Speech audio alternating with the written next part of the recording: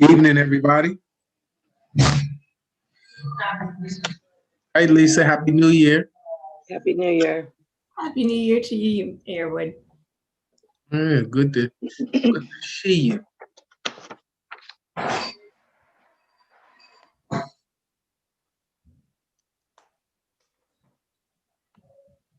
About 2 minutes, we're gonna we'll be starting in about 2 minutes. Everybody. Good evening, everybody.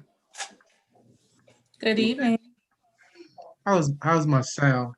I'm in a Hey, whole Lisa. Hi. Hey, Sydney. Both Lisas.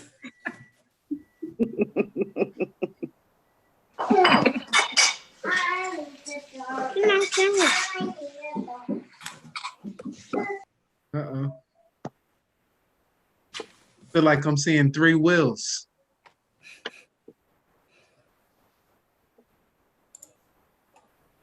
All right, 1 minute.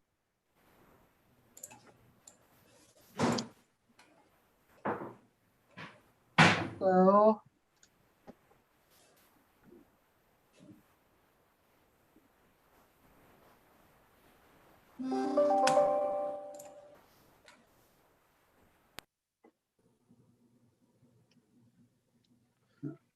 All right. All right, we can get ready to go live. We're live on YouTube, everybody. Want to say good evening. Want to call the Dumfries Town Council meeting of Tuesday, January 19th, 2021 to order. Lisa, can you take the roll for us, please? Councilman Brown. And you have to unmute the answer. Present. Okay. So Councilman Brown, Present.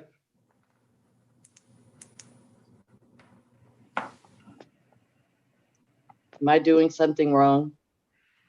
No, we can hear you. Okay, so Councilman Brown, Present. Okay. Councilman Fields, Here. Councilwoman Miles, Councilwoman Nabil, Present. Councilman Pete,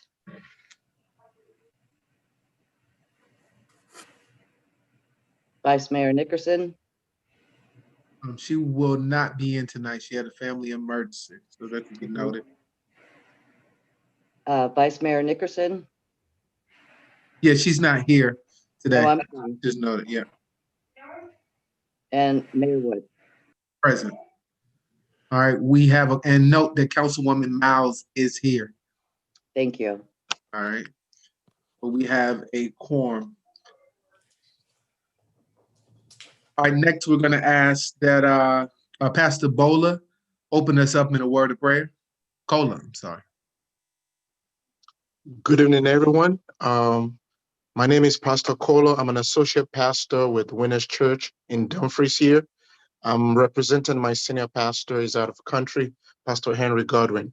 Shall we pray? Heavenly Father, we thank you for this gathering. We thank you for every councilman, every member of this forum. Father, the Bible says, with wisdom, a house is built. With understanding, it is established. I pray for the spirit of wisdom for every member of this council. We pray for spirit of love in this city. We pray that for love that surpasses all understanding.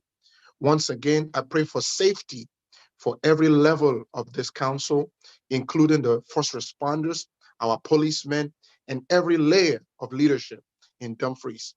Father, we commit tonight's meeting into your hand. Have your way.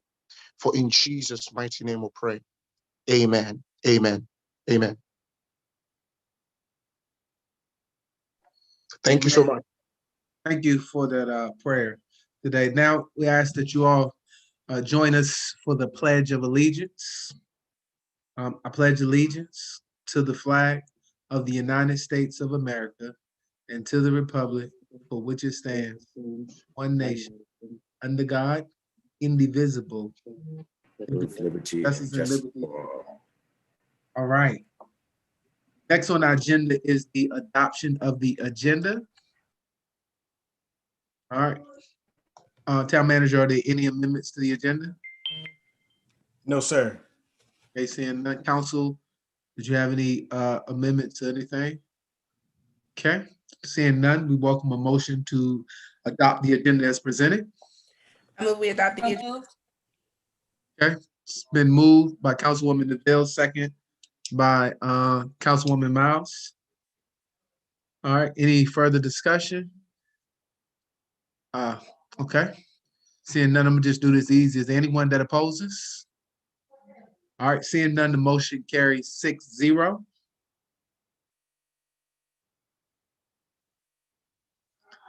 All right, next on our agenda is citizen comment period. All right, if there's any citizen that's wishing to make a comment, hit the hand raise button. All right, and we will give you 3 minutes to just give your remarks. Just state your name, your address for the record, and you can make comments. Okay. Karen, the floor is yours. Hi, everyone. My name is Karen. I live at 3196 Tulip Tree Place, and I'm a new resident of Dumfries. I came from a neighboring neighborhood of Woodbridge, and I'm really happy to be here. I'm really interested in being involved. I was involved in Woodbridge a little bit here and there. I work full time, so I try to squeeze some things in there whenever I can. I did want to mention something that I noticed within the first couple weeks that I've been here. I noticed that I live about less than a mile from US 1. And on a weekend, maybe 2 weekends ago, there were really not loud noises coming from where I believe was the commuter lot on 234, if I'm not mistaken.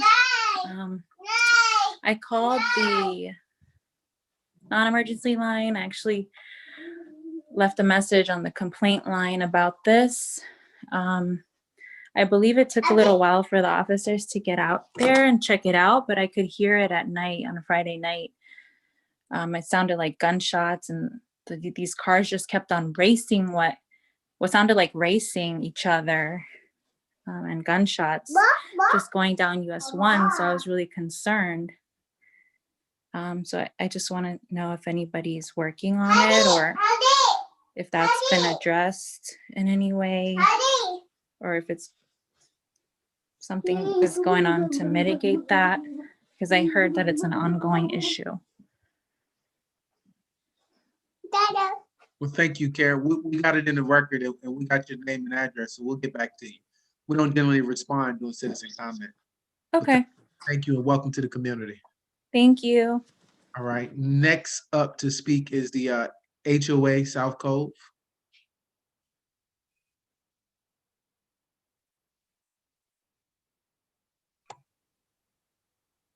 All right, good evening. Can Good everyone hear evening. me? Yes. I apologize. This is Ebony Lofton. I signed into the wrong Zoom, but it's okay. I happen to also be the president of South Cove HOA, and thank you so much for allowing me a moment to speak. Just wanted to comment on the email I sent the town council last week. I'm looking forward to a response on some of the items. I wanted to thank Councilman Fields and Councilwoman Neville for giving me a call and kind of acknowledging receipt of the email. One of the things I think would be great for the town is the recommendation of a citizens patrol or some sort of ad hoc committee that might be able to help or allow citizens to have input in the process for vetting. I know we all are looking forward to getting that behind us. And then also wanted to mention my suggestions about a website or newsletter. I did see some posts on Facebook, which have been great. I know some of the council members have mentioned wanting to get the website improved and make it a little bit more easier to navigate. And then the last concern that still exists, and of course it takes time, is the issues with trash bins in our community. I know that there was a code enforcer who had reached out to our community probably a year or so ago in 2019, but we haven't had anybody back out, and we could really use the town's help. Lastly, I just wanted to give a shout out to Councilman Pete. He was just very diligent and reached out about some utility boxes that are damaged and exposed. I actually personally went out to found about 15 boxes that were damaged, and as well as Town Manager Keith Rogers, who was also very quick in responding and offering his assistance in getting that done. So thank you to each of you for your service to our community, and thank you for the time to speak. God bless. Thank you. All right, is there anybody else wanting to speak? Just hit the hand raise button. Okay. Not, we'll close out the citizen comment portion of the meeting, and we'll move into reports and presentations. The first report will come from our very own Lisa Timmerin of Historic Dumfries with her quarterly report. Happy New Year. The floor is yours. First, I would like to thank Mayor Wood, Town Council, and the Town of Dumfries employees for their support of Historic Dumfries, Virginia.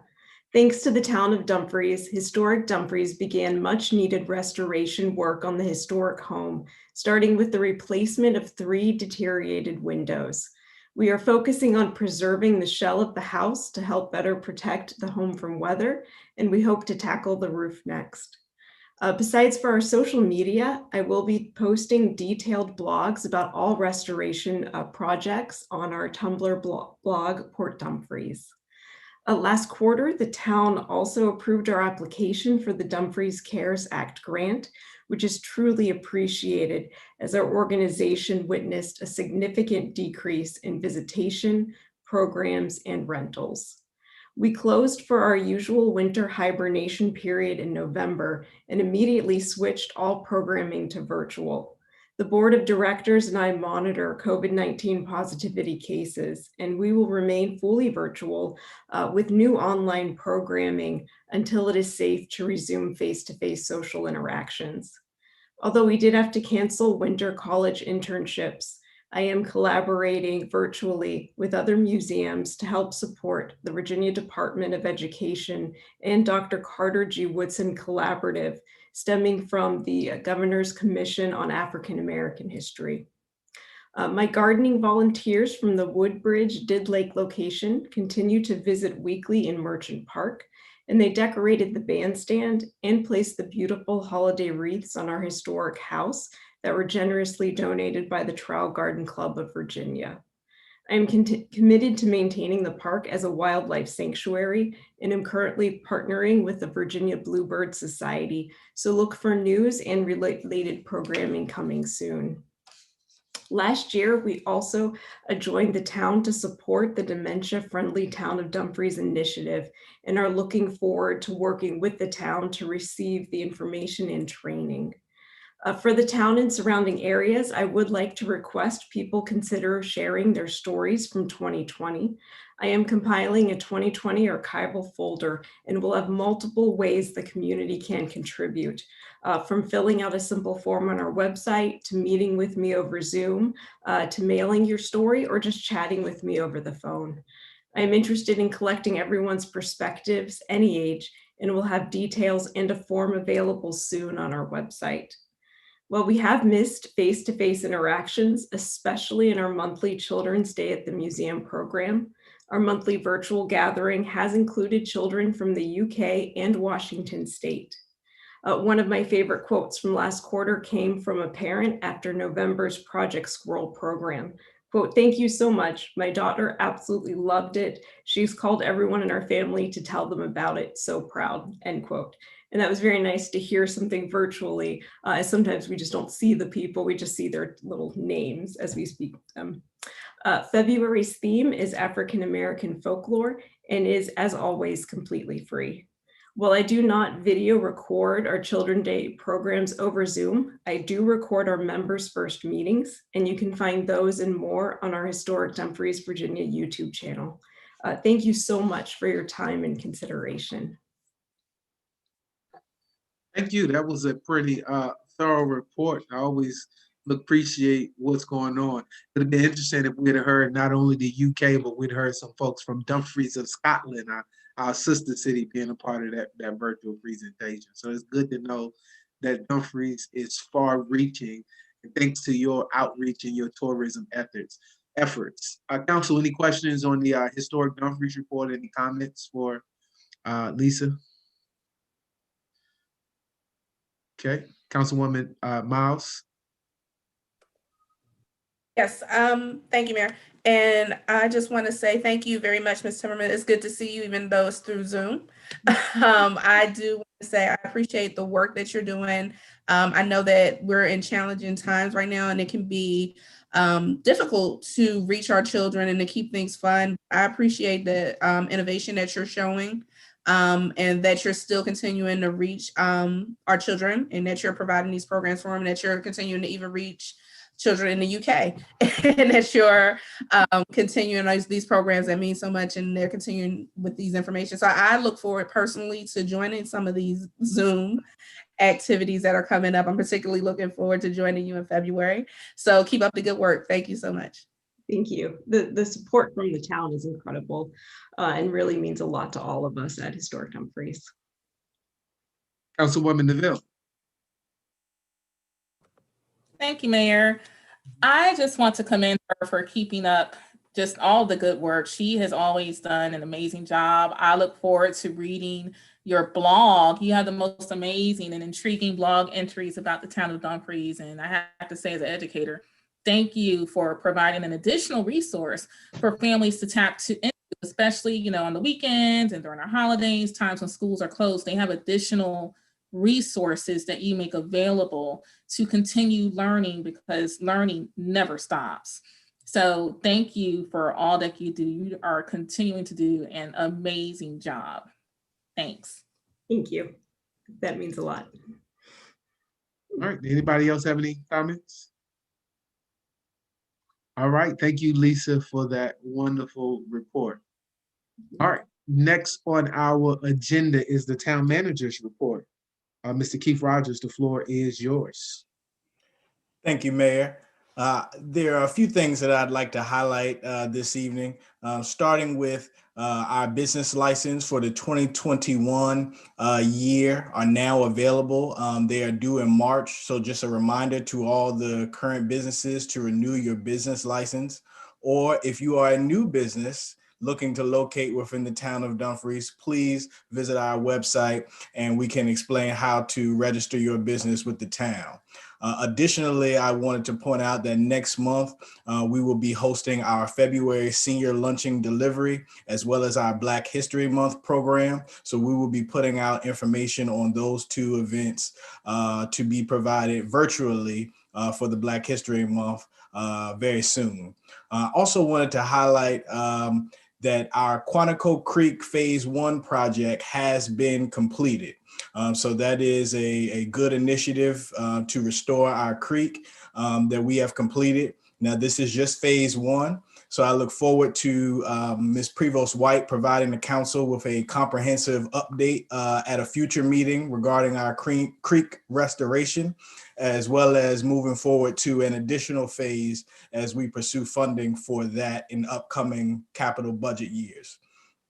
Lastly, I just want to highlight that before us on the agenda this evening are two very major items in our comprehensive plan, as well as the MOU for us to be able to implement our Route 1 widening project. So I don't want to belabor the point. I would just welcome any questions that the council may have, and I'm looking forward to staff presenting on those two items this evening. Okay, council, any questions for the town manager's report? Anything about his report? Any comments, feedback? Thank you for, I know that Quantico Creek Phase 1 is been an important project that's been on our capital improvement plan for quite some years. So just to get through phase one, I know a lot of the people in those communities are very excited. Councilwoman Miles. Yes, thank you, Mayor. I actually had a question about the public safety portion of the report.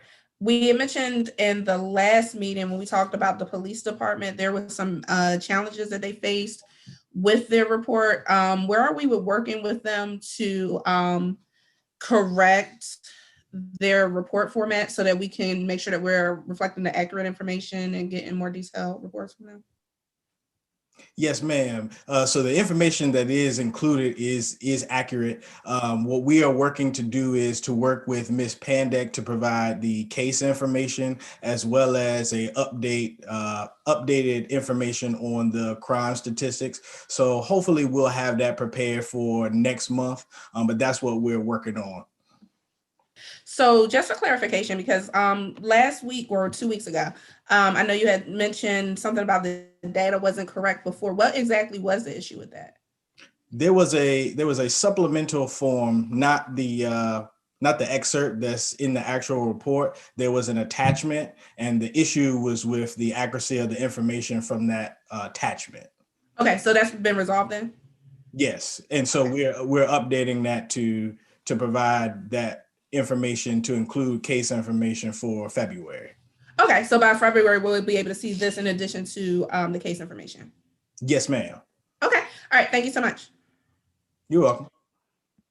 All right, and it was, I want to bring up, from public comment today, we had a comment about the commuter lot and the cars that be up there on Friday night. And it maybe be an opportunity to explain who's responsible for the commuter lot and if you've received any complaints about it. So I think that's it, since we're talking public safety.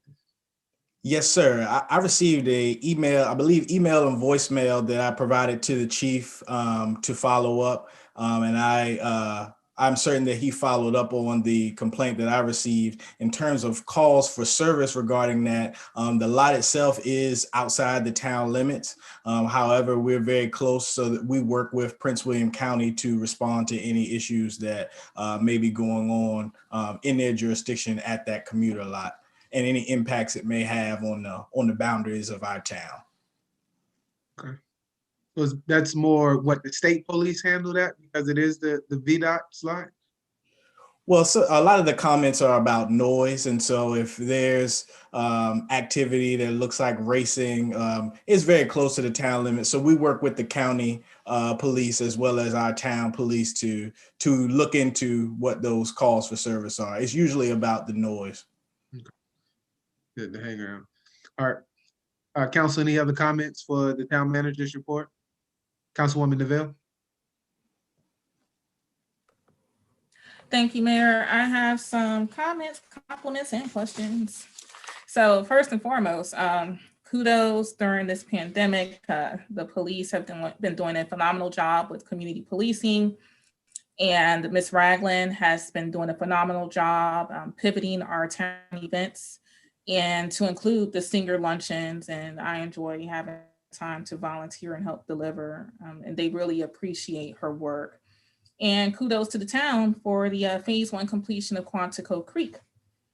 So I have a question with the business licenses. Has an e-blast been sent out to businesses that are already established in town, notifying them of the license being available for 2021 as far as it's available, here's the attachment, here's the deadline?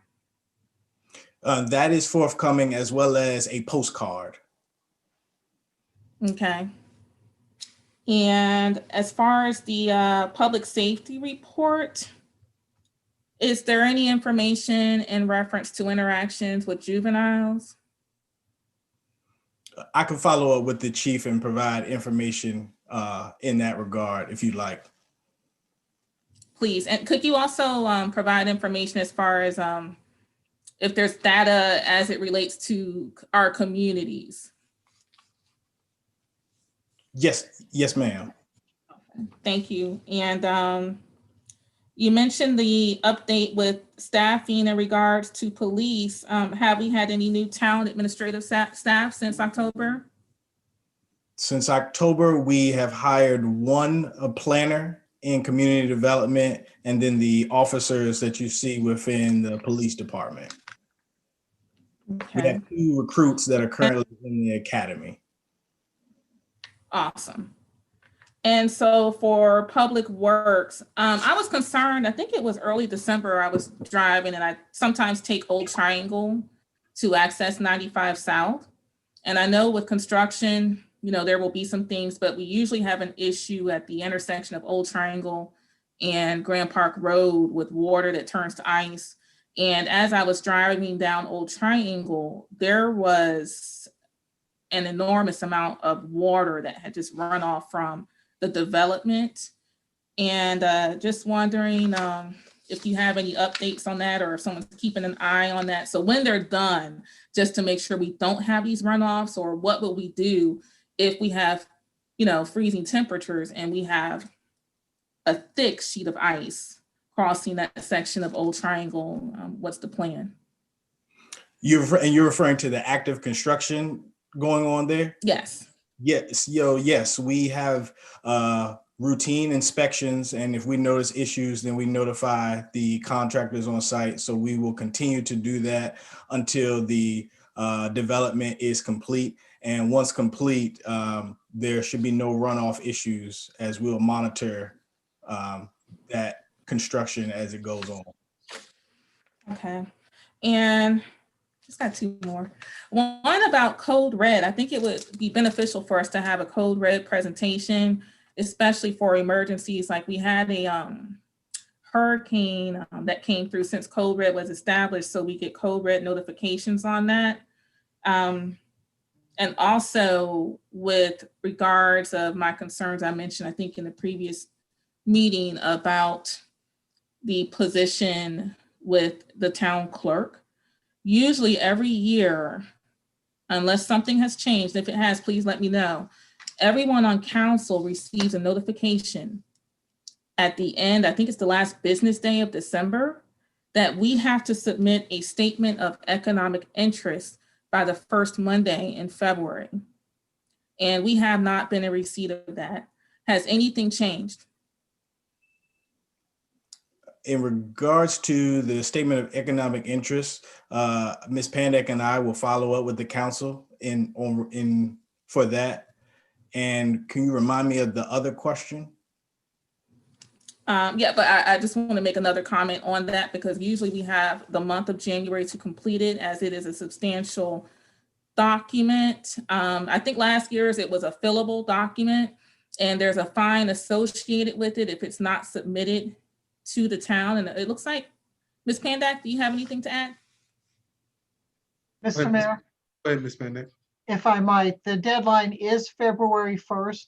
I don't know how the town council has previously received those forms, but they are available online to print. So you are responsible whether or not they are specifically provided to you by town staff.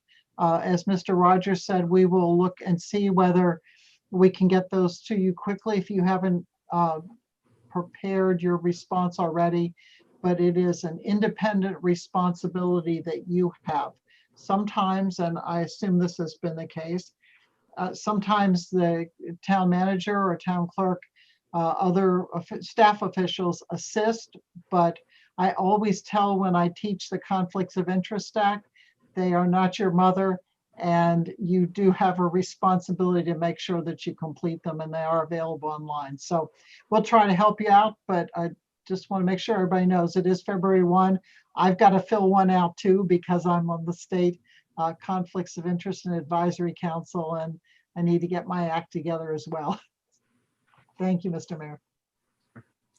And I just want to continue and kind of respond to part of that as well, because it comes off a certain way, you know, as far as perceptions on behalf of our council. This follows up with questions I've been asking about the importance of having a certified town clerk in position. No one is expecting to be spoon-fed or have their hands held as far as doing our responsibilities as a town council. This falls into due diligence and the expectation. Those of us who've been on the council, we know that usually that's just how the town functions. the clerk will send us an email letting us know about this, and we have time to get it done. And usually there's the updated fillable document. So I just want to be abundantly clear to citizens. I'm happy to see 19 people on this meeting, and those who may watch on YouTube, and those who are currently watching at home on TV or YouTube, that this is the way the town has done it. Sadly, my mother isn't here. So let's not make this like this is something the town is not doing their due diligence. We had a way of doing this business. And because of my questions that I've asked about the particular position, this is one of the things I know about that hasn't happened. And I want to look out for my fellow council members as well to make sure we get this done, because you all know it is an arduous task completing this document and turning it in. And hopefully we will receive a fillable document. If not, I'll provide one tomorrow. I'll find it and see if we need to certify it, make it notarized before we turn it in, because I'm not sure who is holding the documents and the other steps that go along with after we turn them in. So I'm happy to have brought that up tonight so that we're all clear and on the same page as where we are and how we normally do business. And it's not us falling back on our heels. It's just how we work here in our small town of Dumfries that we all love so much. So Mr. Rogers, I was speaking about Code Red. I think that was the other statement I had made. Just saying, I think it would be great if we can have a presentation about Code Red. You know, that's something I'm interested in. Okay. So that's all, but keep up the good work and thank you for your team. Thank you. All right, council, any other questions or comments for the town manager? Okay, seeing none. Next on our agenda is our action items.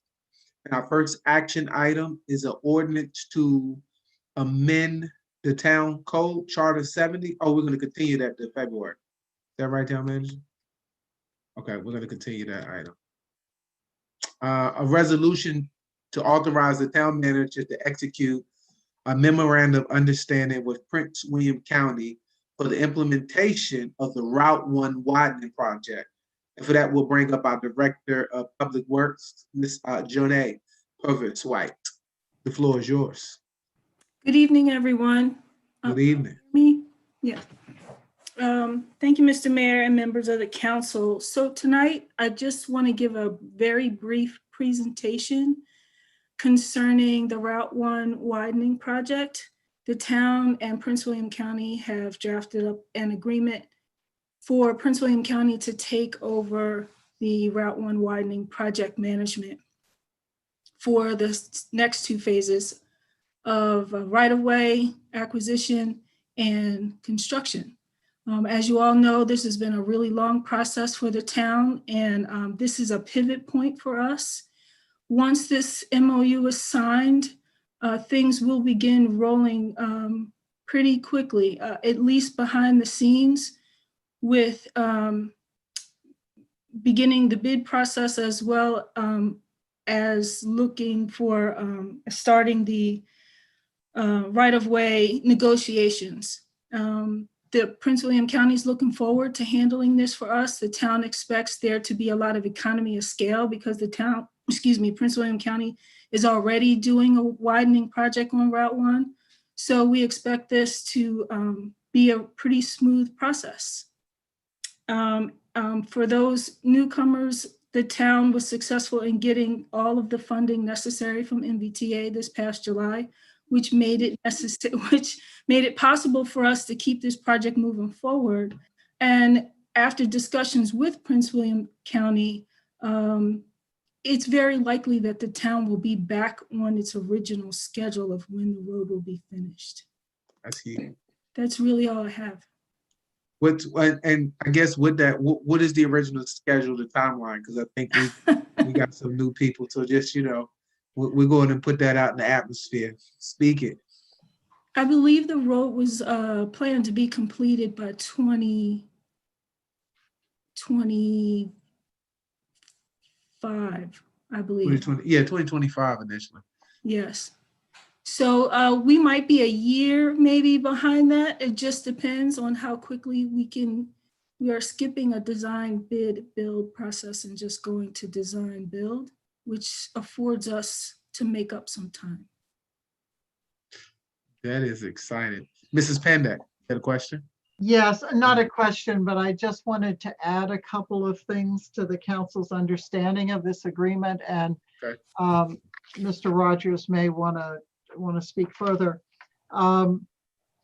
Once, if the town approves this agreement, then it will go to the Board of Supervisors. We have spent quite a bit of time between Ms. Prevost White, Mr. Rogers, and I in dealing with county staff to try to get this into a format that we believe will be readily approved by the Board of Supervisors. But it does need to go to the board for approval. And so I wanted to just mention that to you in terms of next steps in the process. The second thing is, and I want, if you would look to page 2 of the agreement, if you have it in front of you, and point out what Ms. Provost White has said, but and that is that the county will handle everything with respect to this project using the town funds that have been allocated. And the anticipation is that there will be enough money available, but if there is not, the county will work with the town and the NVTA in order to try to locate additional funds. But if there are no additional funds, then the town will have to pay for those additional costs. I think everybody is committed to trying to get this project done without any impact on the town's budget, other than the clearly allocated funds. But I wanted to mention that to you because that's clearly a provision in this agreement. And then there is a provision at the top of page 3 that as the county invoices NVTA against the monies that are given to the town, that they will let the town know so that you know how much money is left, and we'll be able to monitor that. The second thing, and to go back to my page 2, is that literally every aspect of this project will be handled by the county. That includes, as Ms. Provost White indicated, going out and talking to property owners to negotiate the amount that they would be paid for taking of their property for the road right of way or for easements. If there is a need for eminent domain or condemnation, as we call it, the county will handle that. The county will handle, as she indicated, all of the construction as well. Now, the county may do some of this with staff. They may do some of it with contractors.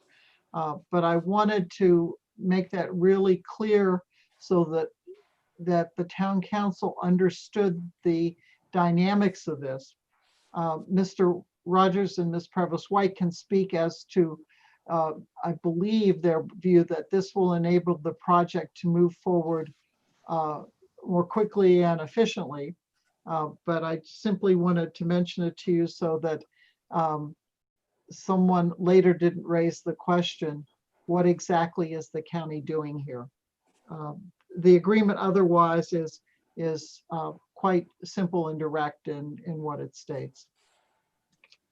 Yeah, and I think this is a good thing for the simple fact that the county is it looked like in the process of finishing up the north side of Route 1 in Woodbridge. They have contractors that's already very familiar with all of the process. The county is much more bigger than the town of Dumfries. I think this MOU is great, whereas I know that our public works department doesn't have the capacity and the staff to really chew on this whole project. I think given Prince William County the allocation, and as far as funding is concerned, I'm not concerned. And I know that I was watching some of the, or tuned into some of the stuff happening in Richmond today. And I don't know if you know this yet, Donay, but the staff down there on Smart Scale has recommended funding us another $50 million on your Smart Scale application that you submitted. And that's just the staff. It's just a staff recommendation. So that is our contingent plan Yeah. that Ms. Pandek was referring to. So we actually started applying for Smart Scale prior to being awarded the money out of the 6-year plan from MVTA. So we've had very upfront conversations with the Smart Scale staff to let them know that, yes, we are fully funded, but should we go over budget, the town does not have any money and we still require this money. They were very aware of that and also encouraging that if we didn't get it this time, we have one more time to apply. You got it. But hopefully they'll give it to us this time around. Yeah, that was the best news of my day, an extra 50 million that the staff recommended for. So I think we got over and above after all the years of us applying for Smart Scale and being denied. You came right in and was able to get the grant application through. So I'm very excited about that. Mr. Rogers, did you have anything you wanted to add to the MOU before we go to the council? I think it's all been said. I just want to commend Ms. Prevost White and her team for their great work on this project overall. And I'm looking forward to the town being able to make this happen. Hey, council, any questions on the MOU? Any questions for the Director of Public Works or the attorney? Okay. Seeing none, I'll just read the resolution out loud for the MOU, and then we'll call for the question. So, resolution to authorize the town manager to execute a memorandum of understanding with Prince William County for the administration of the U.S. Route 1 widening project. Says, whereas the Route 1 widening project remains the #1 priority of the town, and whereas the town has been awarded funding through competitive grant awards from the Northern Virginia Transportation Authority to support the implementation of the project, and whereas it's in the best interest of the town to engage with Prince William County for the timely and efficient administration of this project. Now, therefore, be it resolved that the town council by vote authorizes the town manager to execute this attached memorandum of understanding with Prince William County for the administration of the US Route 1 widening project. All right. Seeing no further questions, I'll welcome a motion from the floor. So moved. All right, Councilwoman Miles has made the motion. Second. All right, and Councilwoman Neville has seconded that motion. All right, any further discussion? Seeing none, is there anyone that opposes this? All right, seeing none, this motion will carry 6-0. Congratulations on getting this Route 1 project closer to the finish line. All right, next on our agenda is a resolution to approve the 2020 Comprehensive Plan update. Mr. Will Capers, our Director of Planning and Community Development. Thank you, Mr. Mayor. If you will allow me to share my screen. Okay.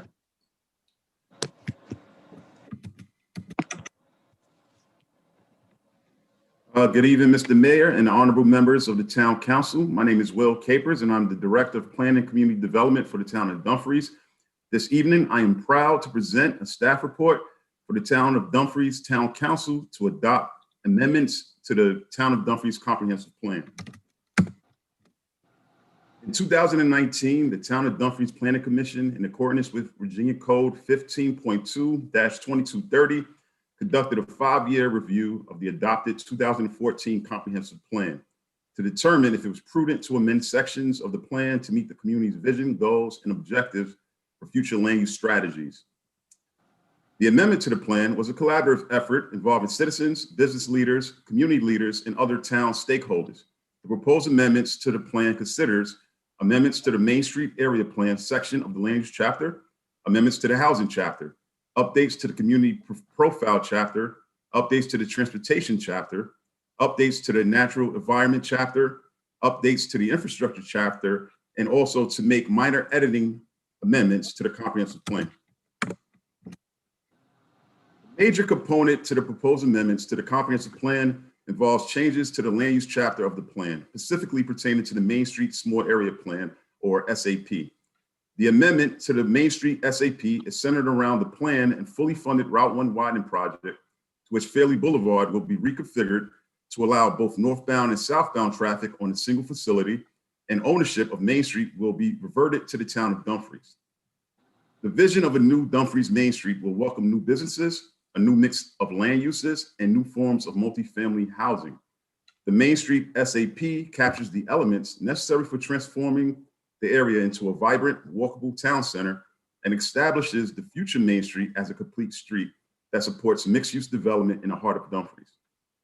A couple of the visionary goals of the Main Street Small Area Plan, as outlined in the plan amendment, includes being a vibrant and walkable area that supports a mix of businesses, provide a range of housing types, variety of income, and serves as an attractive and inviting town center. Also, the SAP will encourage a diverse set of land uses, building forms, and architectural styles. In regards to existing conditions, the Main Street Small Area Plan is generally located in the heart of town of Dumfries along the Main Street corridor as shown in this figure. The current land composition of the Main Street Small Area Plan consists primarily of commercial buildings, which includes town hall and a police department. There are some single-family homes located along Main Street. The SAP is located within the historic overlay district. Parcels along Main Street are zone business, neighborhood district B2. Parcels located north of Main Street, mainly along Fairfax Street and Cameron Street, are zone residential general R2, which is intended to provide for medium density residential. Currently, the residential area north of Main Street consists largely of single family homes and some multifamily buildings. In regards to transportation facilities in the Main Street Small Area Plan, Main Street is currently serves as southbound US 1 and is classified as a major arterial roadway. The geometric design of Main Street consists of a 70-foot right-of-way, which allows for two-way southbound lanes, one northbound lane, and a center two-way left turn lane. While sidewalks along Main Street are fairly consistent, there are no designated pedestrian crossings and no bike facilities along Main Street. Principles guiding the development of the Main Street Small Area Plan embodies key components or elements of the traditional neighborhood design and complete streets. The intent of the amendments to the Main Street SAP is to provide a variety of housing types, such as small apartment buildings and medium density multifamily, provide for integrated mix of land uses, such as a mixed use with neighborhood oriented commercial, design for an active center with a walkable design a network of streets that safely support multiple modes, including pedestrian and bikes, plan for public transportation connections, and design for a variety of public open spaces such as parks, plazas, and other community gathering spaces. This figure shows the area where mixed-use development will be encouraged along Main Street with the intent to provide a vibrant urban environment that provides a mix of commercial, residential, and civic uses. This new approach to Main Street is meant to create a sense of community character at the heart of the historic town of Dumfries. Also, as shown in the figure, the residential area adjacent to Main Street corridor, whereby will permit housing types that have been expanded as a means to promote housing choices while preserving the historic or existing residential fabric. The proposed Main Street Small Area Plan also includes improvements to the existing open space facilities, such as Garrison Park, and it also enhances connections to other open space and civic uses. The new land use designations are designed to provide a variety of new housing options and to create a neighborhood scale planned urban mixed use development. To facilitate the vision of the Main Street SAP, the plan establishes 2 new zoning districts to enable the land use patterns along and immediately adjacent to the Main Street corridor. The Residential Off Main Street Zoning District, or R-OMS, was developed specifically for use in the existing residential area adjacent to the Main Street corridor. The intent of this new district is to promote the expansion of housing choice by allowing development of various scales of housing. Just a few design characteristics: it provides medium density residential uses. It permits secondary uses such as places of assembly, public utilities, and library. And the minimum lot area is 75 square feet, and the maximum density will be 12 dwelling units per acre. The second proposed zoning district is the planned Main Street development, or PMSD, which is designed for the uses along the Main Street corridor with the intent to provide a vibrant urban environment that combines retail, entertainment, residential, and civic functions. Just some key design components. The buildings are intended to be mid-rise. A range of uses to activate the ground floor is permitted. It permits secondary uses such as places of assembly, public utilities, and libraries, and a maximum floor area ratio is 3.0. Please note that the new zoning districts will facilitate the goals established in the Main Street Small Area Plan, but is subject to the approval of a zoning text amendment by the Town of Dumfries Town Council. In regards to building form, the changes to the Main Street Small Area Plan incorporates a prototypical building configuration design approach to develop the SAP's parcel configuration and density. This approach allows for a range of development opportunities based on a typical parcel configuration within the Main Street area. Depending on the development goal, parcels could be developed individually or consolidated. All buildings that front Main Street will have a setback between 0 feet and 15 feet. And some of the principles built into this design approach are streets are constructed at human scale, buildings face the street, certain land uses activate the street will encourage in the setback zone, and this will be accomplished through outdoor sitting, or on patio associated with residential or commercial buildings. And finally, the Main Street Small Area Plan enables the mix of residential and commercial uses on an individual parcel immediately fronting and adjacent to Main Street corridor with a minimum floor area ratio or FAR of 1.5 and a maximum FAR of 3.0. Lastly, the plan amendments provide several transportation recommendations for mobility and access within the SAP. As previously mentioned, the Main Street Small Area Plan is largely centered around the Route 1 Philly Boulevard widening project that will revert the ownership of the Main Street right-of-way to the town of Dumfries. As established in the goals of Main Street SAP, the Main Street corridor will become a vibrant mixed-use area in which Main Street will become a complete street, accommodating vehicles, pedestrians, and bicycle traffic. A typical cross-section of the planned Main Street corridor is provided in this figure. The concept design for the future Main Street will be provided within the existing right-of-way from curb to curb, so the design avoids any street modifications and is therefore cost-effective. In addition to the future configuration of the Main Street corridor, the plan also creates a future mobility plan for the Main Street SAP as shown in this figure. The plan preserves and enhances the existing street network, especially the grid network in the historic overlay district. The plan calls for the expansion of the grid network by developing additional streets to reinforce and extend the grid pattern. As shown, one new street will run parallel to the Main Street on the north side, and another street will run parallel to Main Street on the south side. The comprehensive plan amendment also considers a modification to the housing chapter, which considers the review of the existing housing inventory in the town of Dumfries and establishes various demographic information to further assess the goals for future housing options in the town. The plan establishes 3 new housing policy goals. Policy 1, to identify substandard and deteriorating housing and pursue avenues for upgrading and renovating. Policy 2, to preserve the housing stock in the town. And policy 3, to promote inclusive and affordable housing. As outlined in Virginia Code 15.2-2230, a comprehensive review of the plan is required to be conducted every 5 years in an effort to provide adequate reporting of the town's land use goals and to assure that the town comprehensive plan is current with local, state, and federal policies. Several updates and minor editing changes were made to various chapters of the plan. As outlined in the Department of Planning and Community Development staff report, several minor editing changes and updates were made to the Community Profile chapter, the Natural Environment chapter, the Infrastructure chapter, and the Transportation chapter. As part of the visionary process, the project team and staff engaged several stakeholders, community members, and other state and local partners in developing the comprehensive plan amendment. Notice of proposed amendments to the comprehensive plan were provided to the Virginia Department of Transportation, or VDOT, in accordance with Virginia Code 15.2-2223, Part B4, on May 1st, 2020. VDOT accepted the comprehensive plan amendments and provided additional feedback and comments that were incorporated into the final comprehensive plan amendment document. The comprehensive plan amendment included several community outreach and visionary charrettes to integrate citizen and stakeholder feedback in the development of the comprehensive plan. The community charrettes were held on October 29th, 2019 and February 24th, 2020. In addition, the project team provided several presentations to update the Town of Dumfries Planning Commission and the Town Council throughout the duration of the project.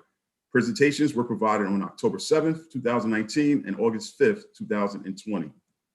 Lastly, in an ongoing effort to obtain stakeholder feedback on the plan amendments, the draft comprehensive plan updates and supplemental documents have been posted on the Town of Dumfries website and Department of Planning and Community Development webpage since February 2020. As previously mentioned, the approval of the comprehensive plan amendment will, 1, amend the Main Street Small Area Plan section and land use chapter, amend the housing chapter, update the community profile chapter, update the transportation chapter, update the natural environment chapter, update the infrastructure chapter, and will provide minor editing amendments to the comprehensive plan. The proposed amendments to the Town of Dumfries comprehensive plan further advances the town's vision of a vibrant and mixed land use Main Street corridor. The proposed updates to several chapters of the plan adheres to local, state, and federal regulations and will enhance service delivery and efficiency in future development in the town. As of such, staff recommends that the Town of Dumfries Town Council adopts the amendments to the comprehensive plan as amended, dated November 2020. Furthermore, on its regular scheduled meeting on January 11th, 2021, the Town of Dumfries Planning Commission recommended that the Town Council adopt the amendments to the comprehensive plan as dated on November 20th, 2020. This completes my presentation. I am joined by John Bachman with AECOM, which helped the town develop the comprehensive plan amendments, and both of us are available to answer any questions the Town Council may have. Thank you.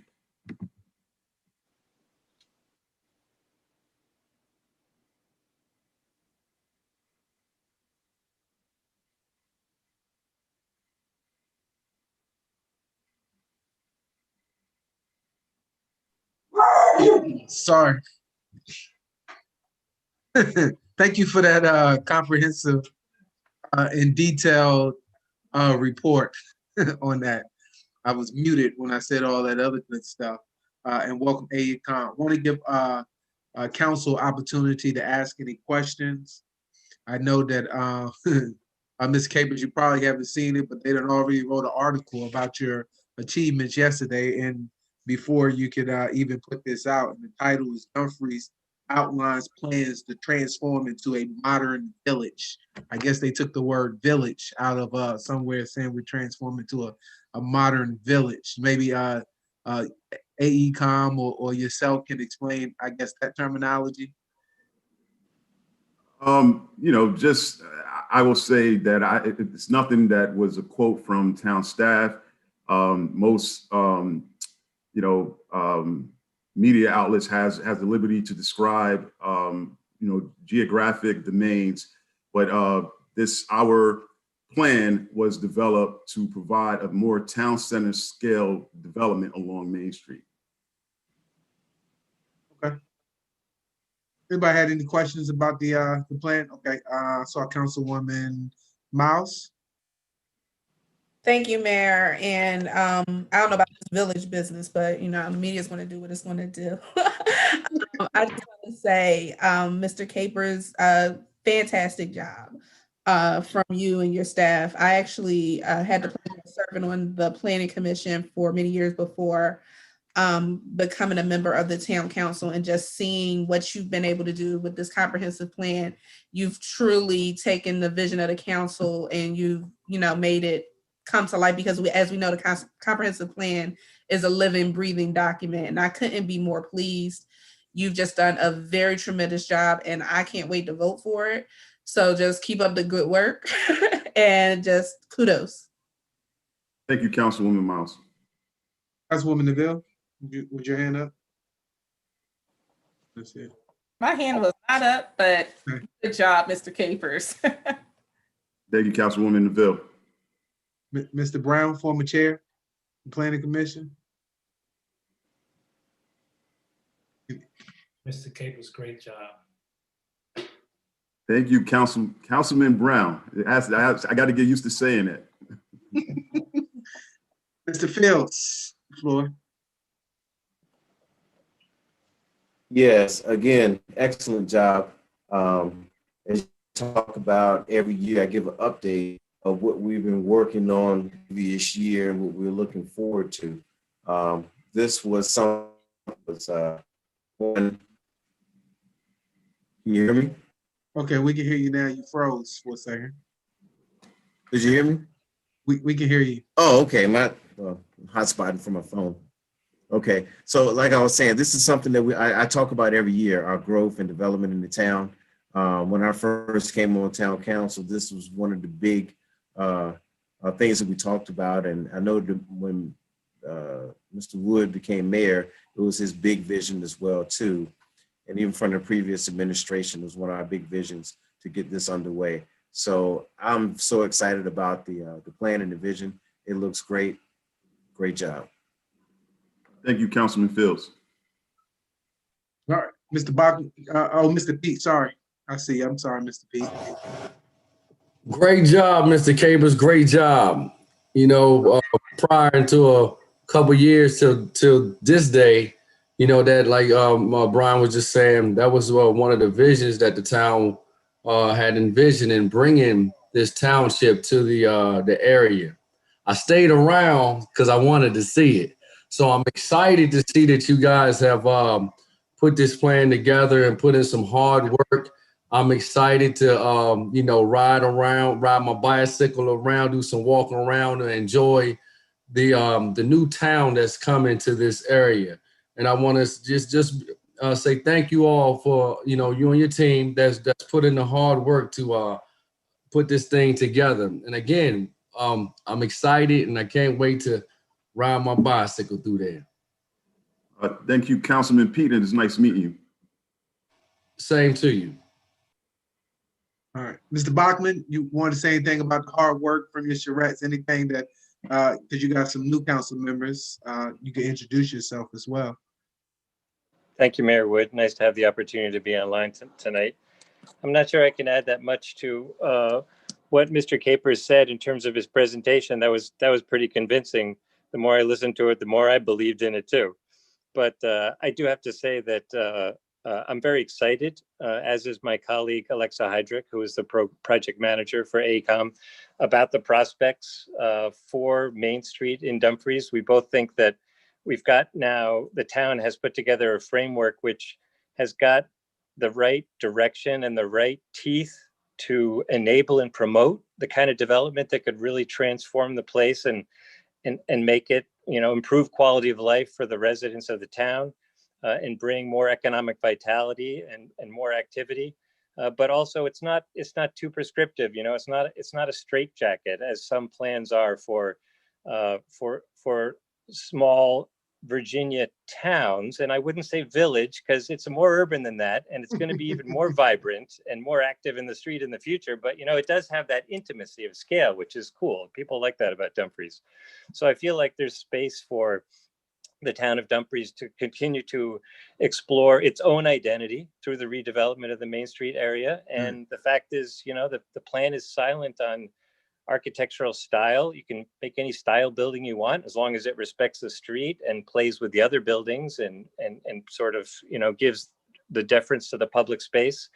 You can team with your neighbor and assemble land and do a bigger project. You can do a smaller one in your own plot. So we feel like it, you know, at the end of the day, this really could help Dumfries explore more its own identity and one which that reflects the diversity of the people of Dumfries, which we feel is a great asset to the town. So very happy to have been part of the project, to have supported Mr. Capers and Mr. Rogers and others. And we're very excited to see the support on behalf of the new and returning council people. Thank you very much. Thank you, Mr. Bachman. Well done. Alexa, since you're here and you work so hard as the project manager, any final remarks before we cast our vote on this? Anything for the compelling argument? Oh, she's on mute. Mr. Capers? I'm sorry, Mr. Mayor. I just wanted to remind the council and remind you that this is a public hearing. Oh, okay, so we can open, all right. Thank you, because we're changing the ordinances. You're absolutely right. All right, so at this time, any further questions from council about the staff report, the presentation, Anything for our consultants at AECom? Okay. Seeing none, if anybody in the public wants to make any comments about these ordinance changes and the updates to our comprehensive plan, please raise your hand now. Just hit the little hand raise button on your bottom of your screen. I don't know where it is on your cell phones, but on your computer screens, it'll be on the bottom. I think same way. All right, going once. Okay, I got a hand up. All right, so we're speaking to the changes to our comp plan. All right, South Cove HOA, Miss Ebony Lofton, the floor Hello is again, yours. Council. I apologize. I have an angry grandson in the background, but I did want to just kind of mirror, he's really angry, mirror the sentiments of the council. I had a chance to look at this comprehensive plan, and as some of you know, I work in real estate, commercial real estate and development. I'm so sorry. And this is a very beautiful vision.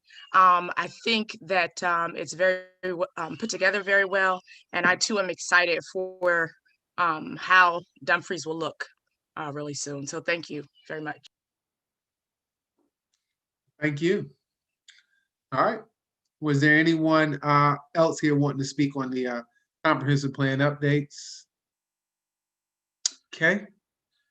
Seeing none, we will, Ms. Pandek, you want to speak on it? Go ahead. Mr. Mayor, just in this case, because of the critical nature of votes on zoning and comprehensive planning matters, would you mind taking a roll call vote? I will. Thank you, I sir. will. Thank you. All right, it's this time I'm going to close out the public hearing. Okay, with that, council, any further discussion based on the public feedback? Okay, Councilwoman Mouse. I'd like to make a motion to approve the update to the comprehensive plan. Second. Okay, it's been motioned, it's been second. Seeing that we've exhausted the conversation and the discussion on it, I will call for the question. Mr. Brown. Approve. Okay, Mr. Pete. Yes. Okay, Mr. Fields. Absolutely, yes. Miles. Aye. Mr. Ville. Aye. And that's a yes for me. This motion carries 6-0 and passes unanimously. Congratulations, Mr. Capers, AECom. Thank you for your work on this. All right, next on our agenda, somehow I got off the agenda, is a resolution to authorize a public hearing for our rezoning application 2020-002 for the First Town Center. Mr. Capers, the floor is yours. Thank you, Mr. Mayor. If you allow me to share my screen again.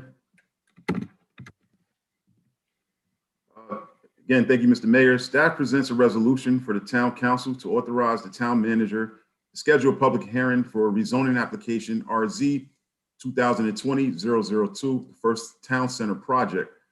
The rezoning application RZ 2020-002 was filed by Dumfries Development Group, LLC, to rezone 10.24 acres of land along Main Street, as shown in this figure, from the B2 Business Neighborhood District to the Planned Mixed-Use Development, or PMUD District.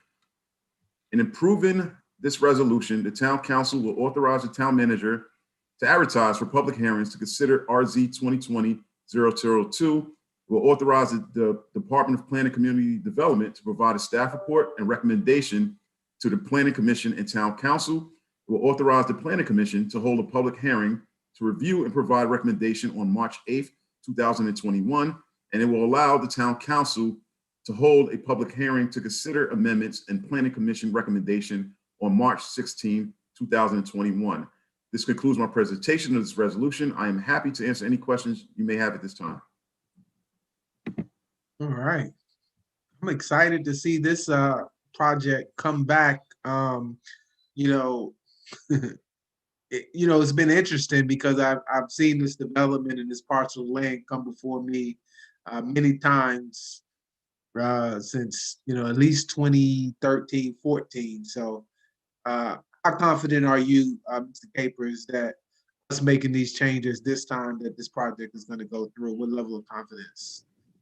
Mr. Mayor, at this current time, staff is at the final stages of reviewing, and we haven't developed a staff report. We're in the process of working with the applicant to finalize some additional details, and we will provide a recommendation at that time. So I'm sorry I don't have an answer for you at this time, but I promise I will have one on a public hearing meeting. Okay. All right. So this is just a protocol to schedule the public hearing for the applicant. All right. Any other questions from council members on this application? All right, Mr. Fields. I was looking at the map really quick. Just want to make the public knows this is the area right beside the collision center, that big field there, and adjacent up toward Town Hall. Am I correct? Yeah. So from the map real quick. Yeah, from the Axe building to the old Fraley house next to the town hall. So all of those parcels of lands right there. Okay. Yeah. So, Okay, on the other side. Okay, I got it. I got it. All right. I got it. All right. Okay, I got it. Okay. All All on right. the other side of what I thought. Okay, thank you for the No clarification. problem. Any other questions on this? All right, so we're looking for a motion to authorize the town manager to schedule a public hearing for the rezoning application 2020-002 for the first town center filed for 10.24 acres of land along Main Street to a B2 business neighborhood district. And so I think we're looking to schedule this public hearing on, what's the date here? The public hearing date for the Planning Commission will be March 8th, and the Town Council's second meeting in March on March 16th. March 8th and March 6th. All right. I'll make a motion, so move on the proposal. Okay, it's moved by Councilman Fields. Is there a second? Second. Councilman Pete. All right, any further discussion? All right, seeing none. Gonna call for the question. Councilwoman Neville? No. Okay. Councilwoman Miles? Aye. Okay. Councilman Fields? Yes. Okay, Councilman Brown? Yes. Councilman Pete? Yes. Okay, and then that'll be a yes for me. So the motion carries 5-1 to move this to a March 8th public hearing for the Planning Commission and a March 16th public hearing for the council. All right. Next on our agenda is a resolution to support the renaming of Mine Road to Batestown Road. And I'm going to bring in to the discussion to give you a brief presentation. Let's see if she's here. Miss Green. We're going to bring Miss Green in, and we're going to share Miss Yolanda Green, who is she is the appointed position of by Supervisor Bailey for the Potomac District Historic Commission.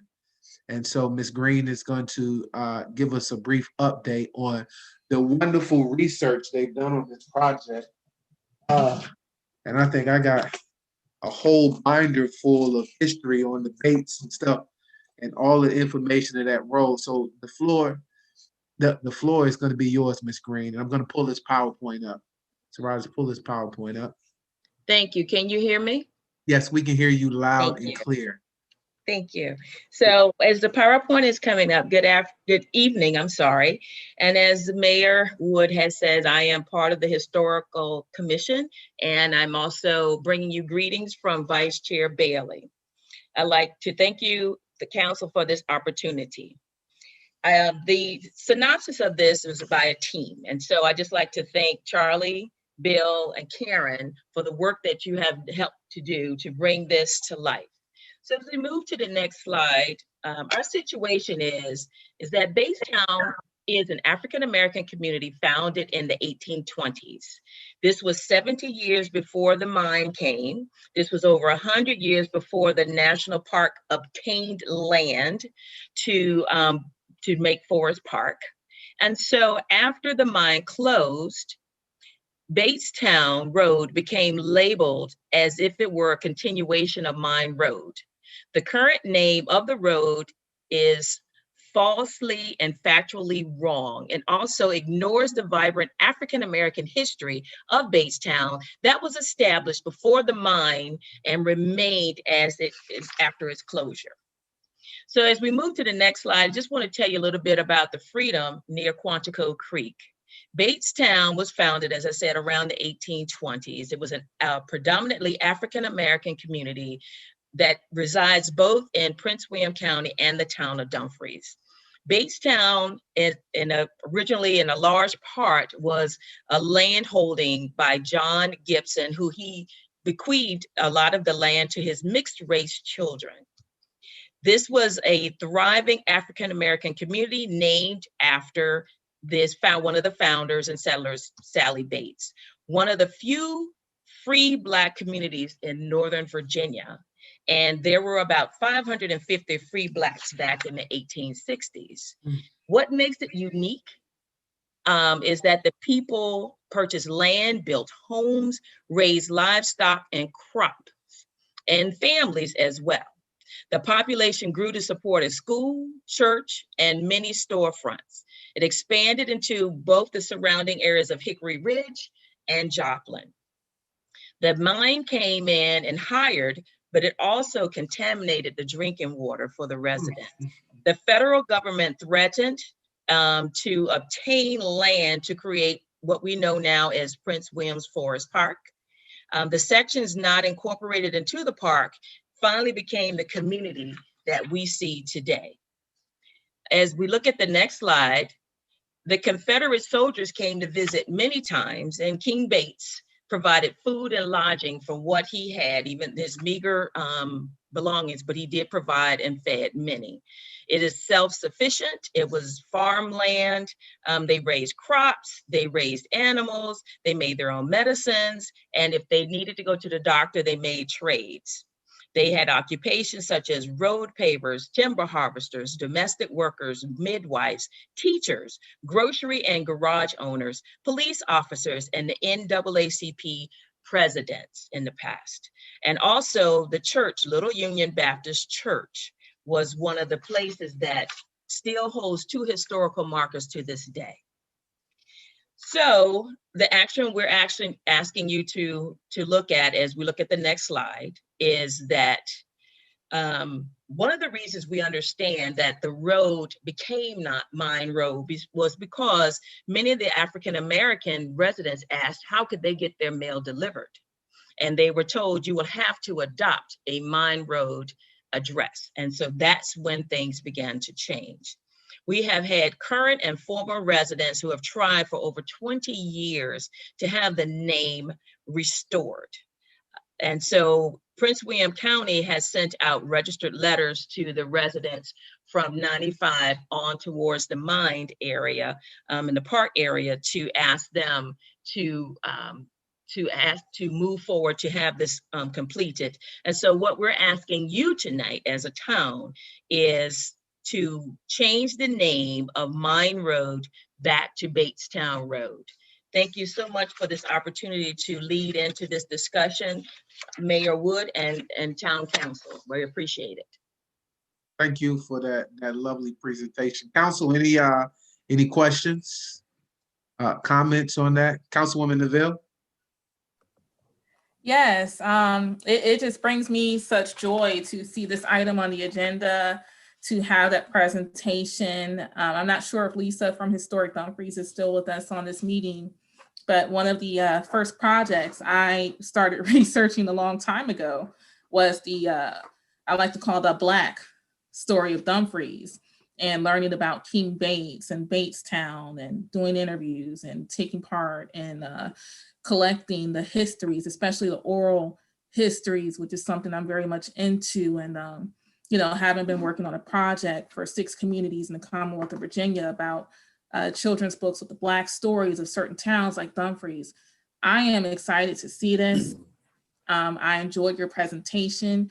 Thank you for taking the time to come and share that presentation for the edification of anyone watching, anyone tuning in at home to learn, because the thing is, most people don't know the history of our community, other communities like ours, other, you know, other thriving Black communities. You know, people always want to stop shopping on certain days and do things, but we need to tap into what we had in the past, which is we were self-sufficient at some time, and somehow we let that go. So there are a lot of jewels about our history, about Batestown, about what happened before the country took over and had the, not took over, but had Forest Park in place, which happened in several areas across the country. And we lost touch of that. And if we know our power, you know, maybe there are some situations that we won't have reoccur in the future, you know, because of the lessons that history would tell us. So I truly appreciate this. I'm excited to see this, and I am excited to support this. So again, thank you for your time, and thank you to, there was a gentleman I saw in a report, Mr. Wood, do you have his information at the bottom of that document you had sent us? I think it was Charlie Reed. Charlie Reed. Charlie Reed. Yeah, he's Charlie in here had now. been doing his, he what? He's sitting in the audience now. He's watching. He's very excited about Mr. Reed, I would love to hear from Mr. Reed. I just want to commend you. I think I saw it was 20 years of research and hard work from your group. I want to commend you. That is a lifetime of work. And I am elated for you to see this come to fruition. I'm really excited for you. Mayor, if you could have him share a few words, I greatly appreciate it. Yeah, and Charlie has even pulled up the original will that the owner passed down to the kids and was able to really spread that out. And so what I'll do is I have a copy of the oral binder, and I'll see if I can get copies of this. Saying then there is, you know, in this binder that was put together, there's transcripts of oral history and interviews from all the members of the family. It's about 321 pages. You'll get to see the themes, the trends, the site maps, the descriptions, different references, and there are family members who left Dumfries and actually have a national park named after them in Cleveland. So we'll bring that out. There's what we call the most famous Dumfries guy that actually left here and got out as a free man. So there's a rich history. I'll bring this into the office, and Mr. Rogers, if you could scan this in and send this out to everybody, that would also be great. That has all the oral history and everything. I don't know if I still have the floor. Yeah, go ahead. Okay. So, you know, anybody who wants to learn more can also touch base with Historic Dumfries. They have a wealth of information and even images I recall seeing about King Bates. So tap into our resources right here in town as well. So I look forward to hearing from Mr. Reed. Thank you. All right. Is anyone else from council? Mr. Fields. Yes, hey, I love it. I know we talked about it the other day. It's great research. When I first came to Dumfries in 2006, I quickly met Mr. Reed, which we all call Captain Reed. He's a retired captain from our Dumfries Police Department. And he would give us the history on Batestown. And our former chief, Chief Calvin Johnson, is originally from Batestown area. So I'm quite sure Charlie would say a lot about that. He spoke at Calvin Johnson's, Chief Johnson's funeral. And when we had the rededication of the current building now, Mr. Reed went into some deep history about Batestown and where Calvin was from, Chief Johnson was from. So it's good to know, it's good history. It just really makes you feel warm inside, being a part of it and being able to hear this rich history right here in our own backyard and to be able to put it back to the way things was, it's gonna be great. Thank you. And I'm looking forward to hear from Mr. Reed too. As I say, Captain Reed, always be Captain Reed to me. Mr. Brown, do you have anything? Okay, Miss Miles. Well, yes, I would just like to say ditto to everything Councilwoman DeVille and Councilman Field said. I don't want to take too much of anyone else's time because I would like to hear from Mr. Reed too. So I just would love to hear his insight because I know I always get excited when I hear the history of our town and the history of our people. So I don't want to take up too much time because I want to hear from Mr. Reed. Now, Mr. Reed can give y'all a whole hour dissertation on the history of Dumfries. Who with me? Yeah, but Mr. Reed, not today. We don't have an hour. But go ahead. Yes, we do. You say yes, we do. Go ahead, Mr. Reed. Charlie, you there? You must be on mute. He don't know we brought him on. Did you walk away from the phone? So we brought him into the room, but I don't think he was prepared to be in the room. So, Councilwoman DeVille?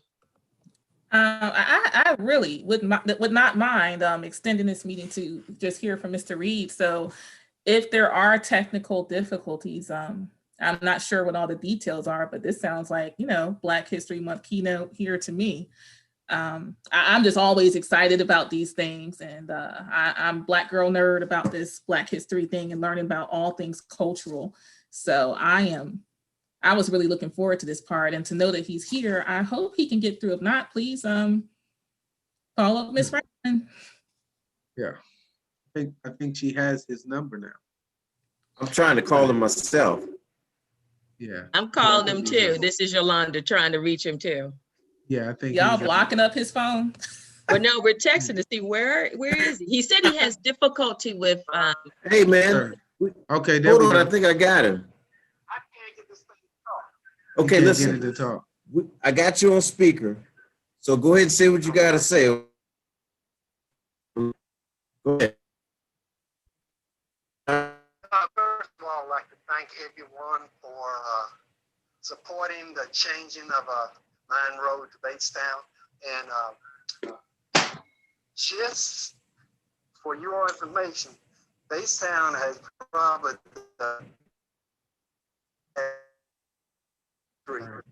of Prince William County, without a doubt. I will speak on the 20th on Black history. So I'm not going to say a whole lot like the mayor said, I am. Yeah. But thank you all, and I look forward to seeing you February 20th. All right, we look. All right, sir. Hey, thanks for answering. And like I said, you always Captain Reed to me. So that was a surprise. All right now. I was gonna let Yvette tell y'all that she got Charlie Reed to speak. I didn't want to be the bearer of bad news, but she done already told y'all himself. So y'all know y'all to get this oral history. He actually was the keynote speaker when they dedicated the markers that's at Little Union Baptist Church. So he gave us a very detailed history during that time, and we talked a lot about bringing this forward. And with this new council that we had, I told him it was a perfect time to bring back Batestown. And Miss Yolanda came and met with me last month. We sat down and talked about it, and I told her we'll get it in here in January, right in time for Black History Month. And we know that Vice Chair Supervisor Bailey is going to be presenting a resolution to on the Prince William side, so we'll be able to get that whole street done as well. Now I saw a hand. Did I see a hand, Mr. Brown? All right, Councilwoman DeVille. Yes, Mayor. If the conversation is sadly over right now, but I guess we'll have a continued conversation on the 20th of next month. I'd like to make a motion that we approve the resolution. I'm sorry. I'd like to make a motion that we approve the resolution to support the renaming of Mine Road to Batestown Road. I probably second. Oh, you got 2 seconds. I'll take yours, Councilman Fields. All right, so motion made by Councilwoman Neville, second by Councilman Fields. All right, I'm gonna call the roll on this. Any discussion on the motion? All right, seeing no further discussion. Councilman Brown, Yes. Councilwoman Neville, Aye. Councilwoman Miles, Aye. Councilman Pete, Approved. Councilman Fields. Aye.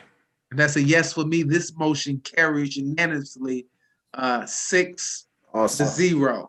Mr. Rogers, have we already looked into any financial impacts we have on our side, or have we looked into, is the county going to talk to me on this?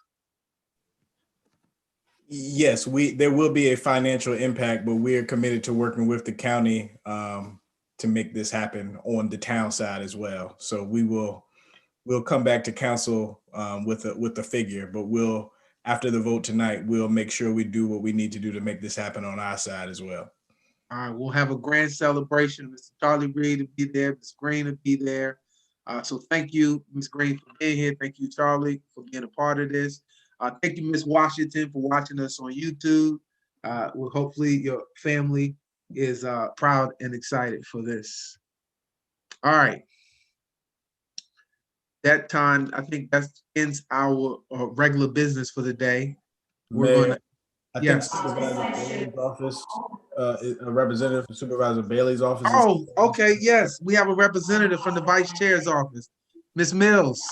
Yes, hi. I've been trying to figure out how to raise my hand, how to get in. Oh my gracious, good evening to everyone on behalf of Supervisor Bailey. We are here at the board with much regret. Of course, she missed here and listening to such a wonderful presentation. And Councilwoman Neville, you are correct. When Yolanda came to the office and supervisor put me on this project, I was like looking like a deer in headlights with so much information, and Mr. Charlie, and then working with Bill in the historical. It's just been phenomenal. So I thank you all for passing the resolution and just the excitement that you have. And Mayor Woods, when you just spoke about the finances that's going to come along with it, well, you know, putting the sign, and Yolanda, I believe she's still on the call, for the sign to be mounted, we are going to, Supervisor Bailey went to the transportation and was like, okay, wait a minute, what kind of money can I use to get this sign done? So we're grateful that we are going to be able to get the sign mounted and taken care of on our end. And, you know, it's not even just there. And going with you again, Councilwoman Neville, we are going to be doing a lot within the Black community down there in terms of the slave cemetery and changing the name. So there's quite a few projects working with Mayor Woods, who has been gracious, and town manager Keith Rogers has been gracious in terms of just receiving and accepting what's coming forth. So again, Yolanda, if you're still on the phone, again, thank you for your impeccable work into this project. Great selection to our historic commission representing us in the district. Hopefully she continues to stay on and do the work. Thank you. All right. Ms. Green, any final? Okay, see you. All right, that works. That's Woman Neville, you had something else you wanted to say? I saw your hand. Thank you. I was going to add a comment for Miss Mills. I love her so much. She's such a wonderful person. But I'll just follow up with her because I don't know if the county knows we have allocated a donation in our budget towards this slave cemetery. So, and I worked with the Fields for a couple of years, actually going back about the slave cemetery. So I'd like to reach out to her and offer my services, to help out, connect dots as necessary. But I'll just go ahead and reach out to her. But I'm not sure if they're aware or if our new council's aware that we do have an allocation of $1,000 in our approved budget towards the slave cemetery, and the Fields would be a good contact for that. But I'll touch base with her. So thank you. All right. I think we did have one more action item on the agenda for the council rules and procedures. I almost skipped over that. All right, so all the edits were made from, uh-oh, let me find where I'm at. I done lost my place. So all the edits, did anybody have anything else they wanted to see? Did everybody have an opportunity to review? Okay, Councilwoman Miles? Okay, so I did notice a couple more things after we met last week or 2 weeks ago. With the submission dates with the calendar,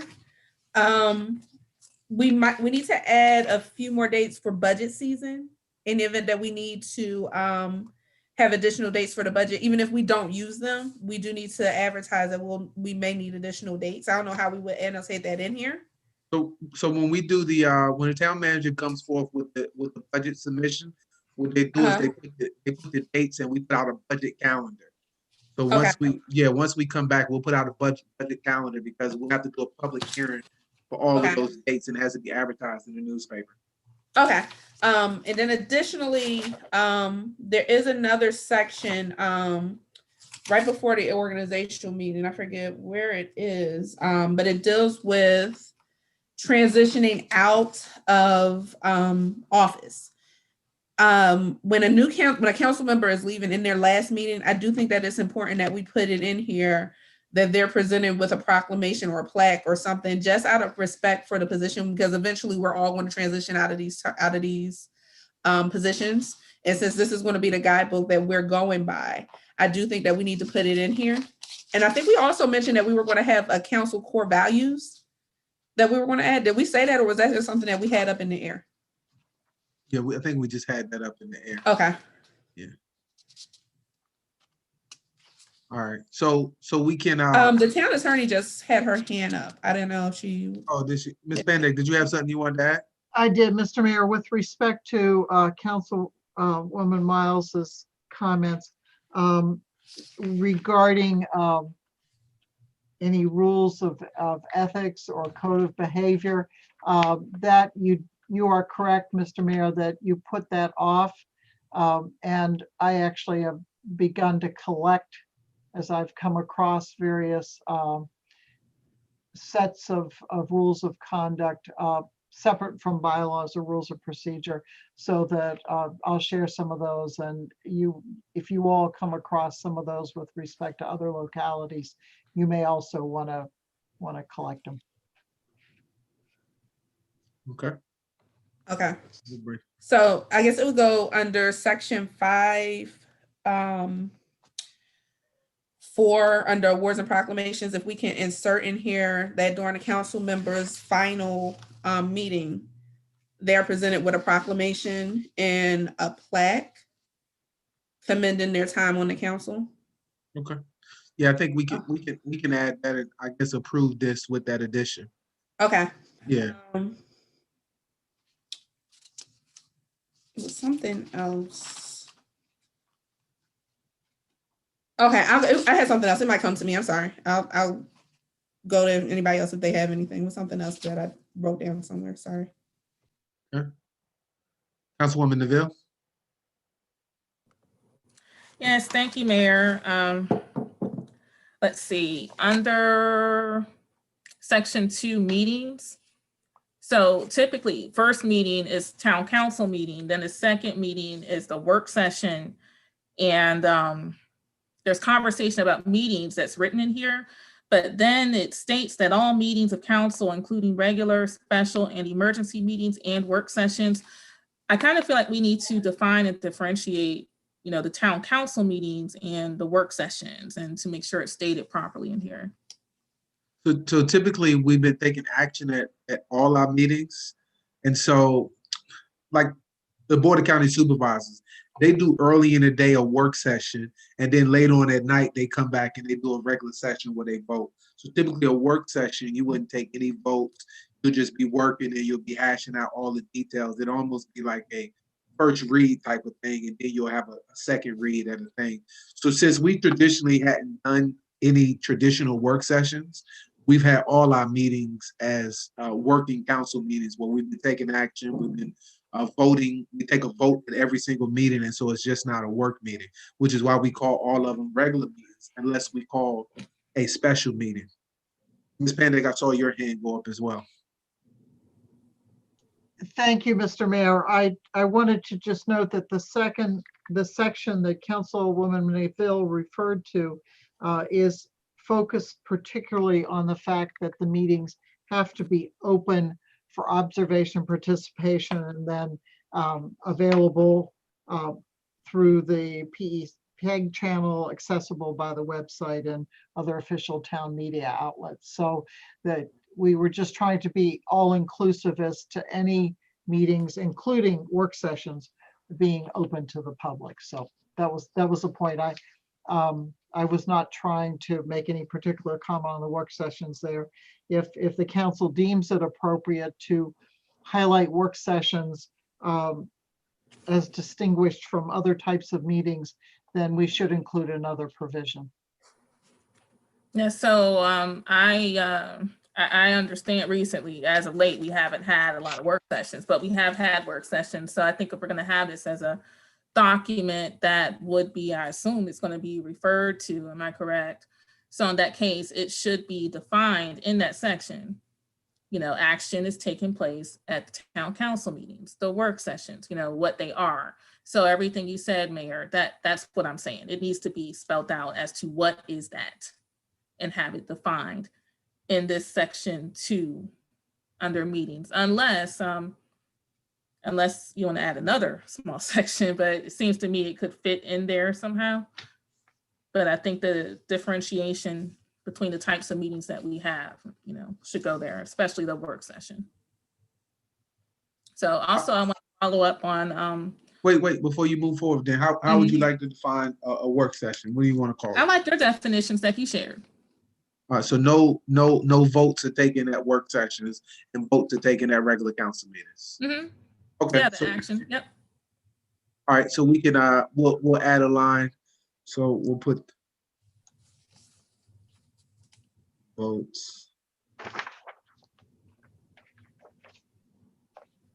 All right, go ahead. What was the next thing you had then? Okay. Mr. Mayor? Ms. Pandek, yes. If I might, if the issue is one of voting, then perhaps we should put the reference to work sessions and no votes under the sections regarding voting. If council will give us the flexibility for Mr. Rogers and I to put it in the right place, I understand what the issue is. Okay. And then yeah, I think that's it. Thank you. Councilwoman Nadell, you all right with going in the voting section? Yeah, that's fine. Okay. So the next part I had was section 3. Okay.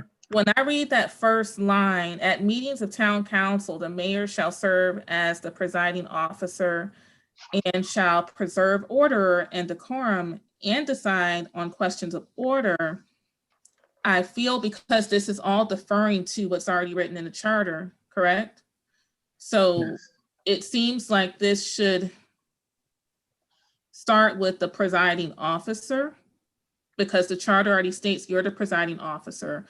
And if for some reason you cannot make it, the vice mayor, you know, so if anything, maybe the vice mayor should be added, but I think both of these are noted in our charter. So I think as far as the preservation of order, it should start with the presiding officer shall. Yeah, we can take out the first, we can cut that sentence down and make it smaller to presiding officer. I can okay with that, whoever the presiding. Mr. Mayor? Yes, ma'am. I would suggest that perhaps the term mayor maybe appears in that. For the general public that's going to be looking at your rules of procedure, it seems to me that that's kind of an obvious one that somebody would want to know without having to go to the charter to see that the mayor is routinely the presiding officer. Just a thought with respect to why some reference to the mayor maybe ought to appear here. But that's up to the council. It seems to me if that's the obvious for a citizen who wants to refer to the document, that, it's not always safe to assume, but we could assume they know who the presiding officer is. But should the council decide to keep mayor there, I do think that, especially if we're talking about what they may not know that's in the charter, in the absence of the mayor, the vice mayor. So if we're going to keep it this way, make it a little longer and add that the vice mayor in absence of the mayor. We can, I can agree to that. I don't know if we got a concurrence. They add the vice mayor to the end of that. Is everybody okay with that? Just shake your head if you, okay. So same section, C. Unless there is an emergency, no member of the town council shall leave the council chamber while the council is in regular meeting without the permission of the presiding officer, which permission shall not be unreasonably withheld. I believe we discussed this last time, and I thought changes were made as we're adults. If you have to leave really quickly, you just have to leave really quickly for whatever reason. So to get the floor, and I feel like that's this, and I'm not sure if the edits made it to the document. Mr. Mayor, Ms. Panda? we did add the phrase unless there is an emergency to the beginning of that sentence. Okay, well, I guess that'll work unless there is an emergency.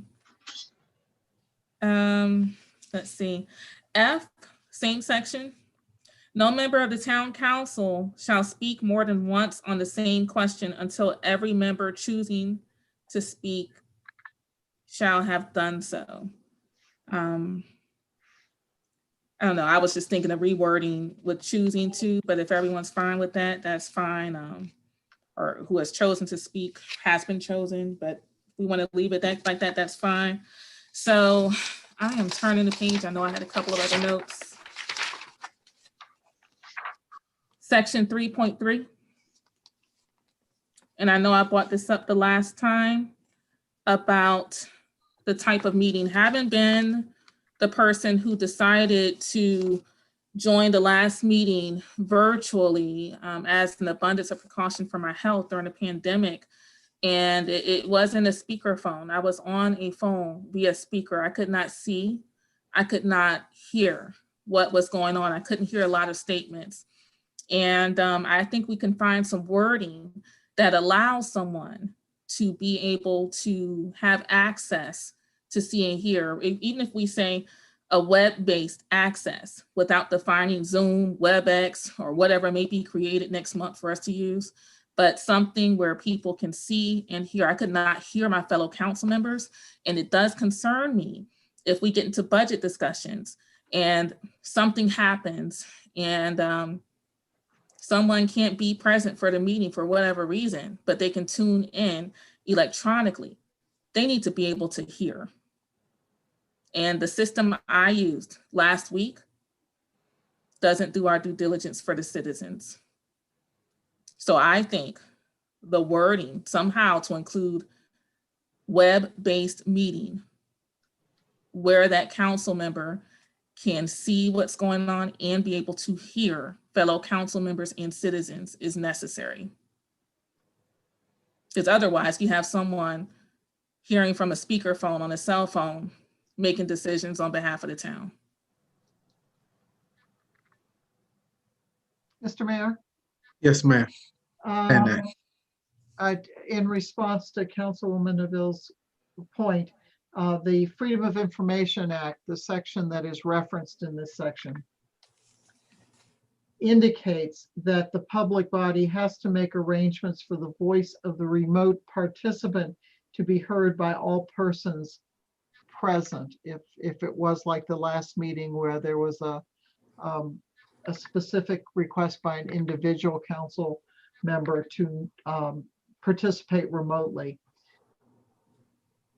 So that's the flip side, I believe, of what she's asking, but there is a requirement for the council person who is absent for their voice to be heard by everyone. I will say that without speaking as to the particular method, I do believe that Councilwoman Neville is correct that there needs to be a method that ensures, on the flip side of what it says in the statute, that the council person who is participating does have the ability to hear the proceedings. So I would just mention that's it may be from time to time that there's a glitch, but I think the goal of the council should be that it's on both ends, that the public can hear what the absent council person is saying, and that the council person has the ability to hear clearly what's going on in the council chambers. Okay. Anybody else feedback on that? So I wasn't with that part, or the whole, I Yeah. wasn't. I have a couple more. No, with that part on the. Okay. All right. So yeah, I think we could put in there, I guess, the ability to hear, I guess, an established procedure.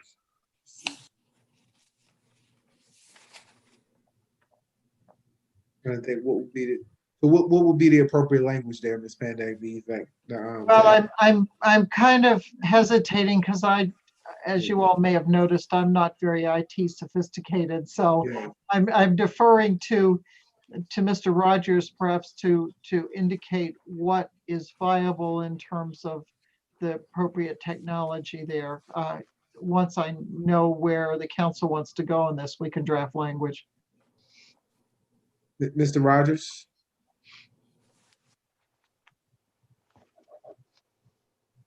Yes, I believe I understand. I can work with Ms. Pandek to put together some language. I understand the point that's being made here. I don't know the exact language right now off the top of my head.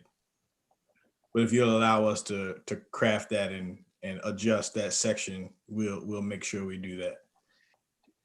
Mr. Mayor, I don't want to overly anticipate where the council is going tonight, but if the council decides to approve the rules of procedure, it could approve this and as is with the other changes that are being made or will be made, and then bring back an amendment to this particular language and ask for that to come back so that it won't get lost in the shuffle. You could proceed ahead and have rules, and then you could address that additional item. Okay, amend it. I like that. Okay. You want to add to that statement, Councilwoman Miles? Because I'm gonna let Councilwoman Neville finish.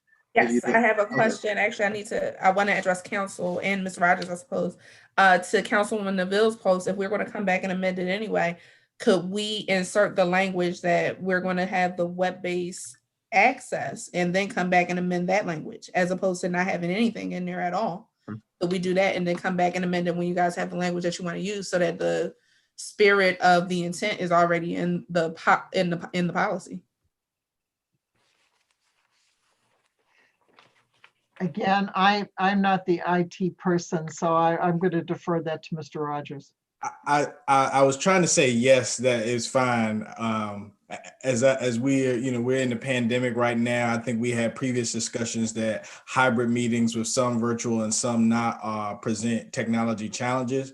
But I understand, and we're willing to work through whatever may come up. So I think I'm saying. Okay, so yes, we can put it in there. Okay. All right, we could do that. Councilman Brown? You're on mute. Yep, you're still on mute. I just didn't know if there you go.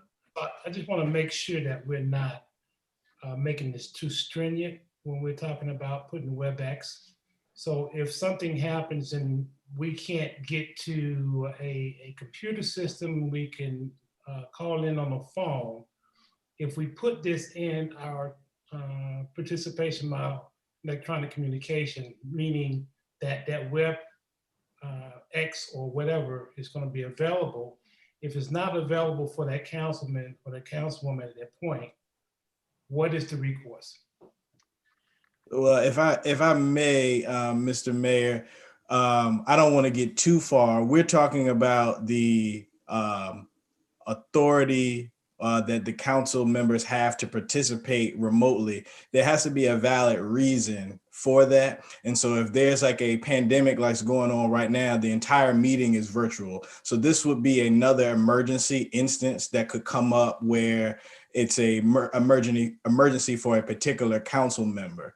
So I don't think that, in those instances, if that is allowed, we will work with that individual council member to make sure that they're able to participate and that they can hear and everyone can hear them. So we're talking about it. I know we're in an emergency, but the procedure that we're talking about is an emergency procedure already.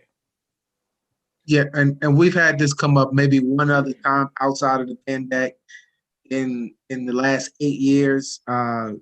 Kristen Forrester was a single mom, and her child was extremely sick, and she couldn't bring her to the meeting. So we had it on the speakerphone inside the room, and that was probably the only other time where we had to utilize this emergency order. It wasn't ready. We did it with Miss Washington too when she was taking care of Mr. Washington. Okay, so 2 times. Mr. Mayor, if I might, perhaps and I think Councilman Brown has a good point. Perhaps it could say through web-based access, or if acceptable to the council member by telephone. All right, so whatever's acceptable by that member, that works. Yes, that way, if by chance somebody's computer is down and but they still have an iPhone, they could use their phone. Yeah, and then, okay, so we got the language there. Great point, Councilwoman Miles. Councilwoman Neville, carry on. All right, so 5-1 order of business, Article A, Section 3.2, prayer and pledge of allegiance. This is just a sidebar. It could be added, but I think this connects to a process that is worthy of statement. So typically the clerk would send an invitation or a letter she would send welcoming to a long list of local churches, inviting them if they wanted to lead us in prayer during our council meetings. So I think that should also be considered if something has gone out. I can't recall if it was done like the beginning of the year or beginning of the fiscal year, but just some letter going out so the churches know that this is something they can do. And I'm not going to get into the conversation of how many churches we have here in Dumfries, but we have a good list of churches and different religious organizations we can reach out to for that, to have some balance. And I'm turning to Section 8, reports and presentations. I recall making a statement last meeting, and I don't think it made it here, but about the reports, there was some discussion about, there was actually some fruitful discussion about the types of reports and those presentations. So I recall us agreeing to quarterly treasurer presentations, not to be misconstrued with the monthly financial reports, however, and that is not including an audit presentation and report. And I would also like to make note of, sometimes it's nice to have, I know Mr. Rogers had yielded a lot of questions as we moved through the budget approval last cycle, and there was a breakdown form that was submitted. And I would like to see that breakdown. It breaks down every individual salary instead of lumping everything together, so we can see what's going on. Also, something that reflects receipts. We used to get like really thick packets of receipts, check recs, everything that we can see. I'm not asking for those items monthly, but I do think those would be great to have with the quarterly presentation, that breakdown. Again, I want to be abundantly clear, not to be misconstrued with those monthly reports. So that is under 8, reports and presentations. And Councilwoman Miles had followed up on the exact same wording I said last meeting that didn't make this update here, and I think that was under the organizational meeting, was it 2.4? About respecting positions and having that piece to acknowledge those who are no longer on the council on their last meeting with that presentation. Was that put under organizational meeting 2.4? Councilwoman Miles brought that up at the beginning, so we got that written down. Okay, because I just want to make sure it's there, because I said those exact words the last meeting and it's not here. So just want to make sure it's going to be added. As Mr. Mayor, Yes, ma'am. as I understand, we're going to add in that language under, on page 5, under section 4. Let me see, hold on, under section 4 And is, the no, language- section 4 is the agenda. Let me see, page Oh, I 5. apologize. Roman Yeah. numeral 4 under section 5-1. It's, I was converting from, so on page 5, awards and proclamations, we were going to put in at the final, at council members' final meeting of service, they will be provided with a proclamation and a plaque. Yes. Mayor, I'd like to add something for that, because we do have 2 council members, one who has served a lifetime on council, despite varying viewpoints, just respect to the position. I think it would also be a nice gesture to give them their framed pictures in town hall, you know, unless we're going to put them somewhere else. But I would like to see that once this document is approved, have a date settled or etched in on our agenda next month to have that presentation take place. Yeah, absolutely. And I'll get together with you and we'll draft the resolution together. Hey, not a problem. So those are all my edits. I forgot something, which I probably did. Mr. Mayor, if I may, just a note about the report. I will do whatever is the council's pleasure, but the request for monthly and quarterly financial reports, that is a burden on the staff that I do not want to readily accept. So I just wanted to put that out there. I'm happy at the last meeting I mentioned, I actually suggested the quarterly reports because I think that they are more informative. I'm also working on a way so that the monthly information can be provided in a format that's available to the public, but does not require the compilation of a report. So again, I will do whatever is the council's pleasure on that item, but I would be remiss if I did not at least share the burden that that puts on our staff. Councilwoman Neville. Yes, thank you, Mayor. I want to reiterate again, as I did last month and as I did a couple of minutes ago, as for a quarterly presentation, we used to have a monthly treasurer's presentation. The treasurer would be present to talk to us about the treasurer's monthly report. At this point, we have treasurer's reports uploaded on the 15th of the month on our website. I'm not sure if the citizens are clear about that, but I assume if they want to know, they'll call and ask and figure it out eventually. However, what I'm saying is, one, and this is just to be abundantly clear, keep the monthly reports as is. That's one. What I said was at least a quarterly treasurer's presentation and report. And this does not include the audit. And I'm saying that again to be abundantly clear before my words are misconstrued again. So in a monthly quarterly treasurer's presentation, yes, I'd like to see that document in a similar fashion to what was shared with the council as we moved through the budget cycle last time, that breaks down the line items in our budget. Right now, salaries are lumped. It would be fruitful, and it is my pleasure, to see it broken down by position and to see some receipts, to see check recs, those types of petty cash movements reflected quarterly. These things used to be done monthly.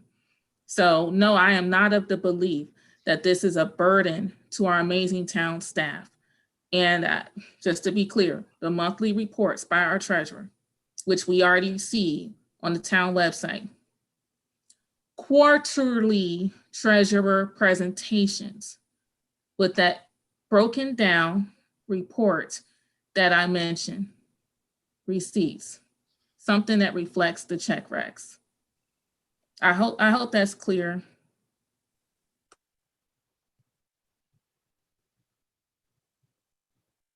All right, Council. Anything? Councilman Brown, did you have anything? Okay. Councilman Fields, you do speak. Councilman Pete. I didn't see him. He's on. He left. Aye. Yeah, we're not voting yet, Councilman Pete. Councilwoman Miles. I would just like to say that I do agree with Councilwoman Neville.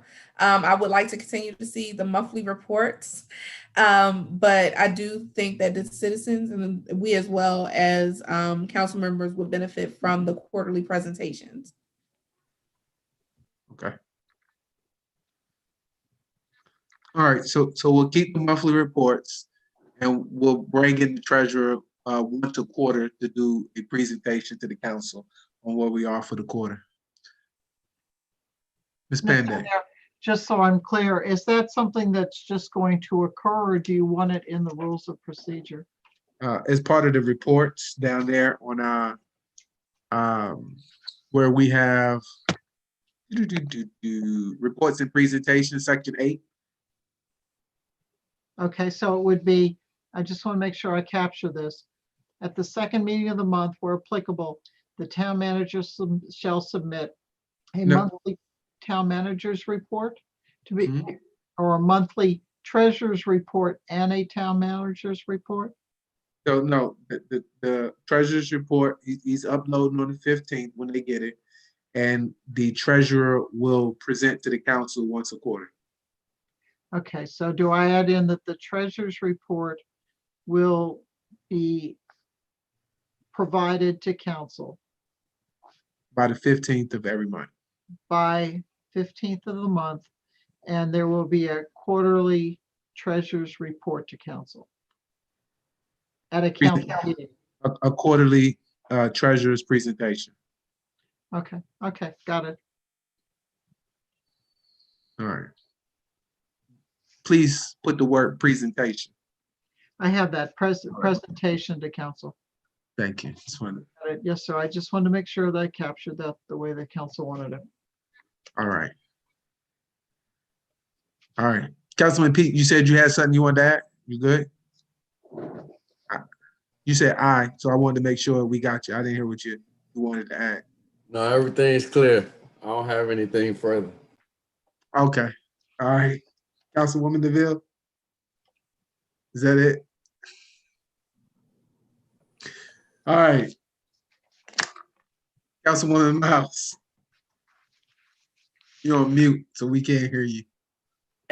Sorry. I'd like to make a motion to adopt the rules and procedures for town council with the changes that we have added.